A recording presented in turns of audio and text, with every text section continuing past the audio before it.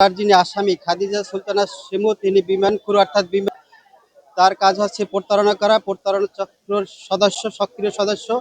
তিনি বিভিন্নভাবে, আজকে মামলার যিনি বাদী তিনি বিমান বাংলাদেশের ইঞ্জিনিয়ার, তার থেকে বিভিন্ন সময় 21,76,000 টাকা ডকুমেন্টারি নিয়ে যান। আমরা বিজ্ঞ আদালতে ফ্রিজ আকারে কাগজগুলো সাবমিট করেছি এবং তিনি শুধু এখানেই শেষ নন, আজকে বাদীর পরিহিত পোশাক এবং জুতা নিয়ে আজকে বিজ্ঞ আদালতে জামিনের জন্য আসেন। বিজ্ঞ আদালতে আমরা উভয় পক্ষে শুনানি অন্তে সাবমিশন রাখি। বিজ্ঞ আদালত সন্তুষ্ট হয় আসামির জামিন বর্ধিত করেন।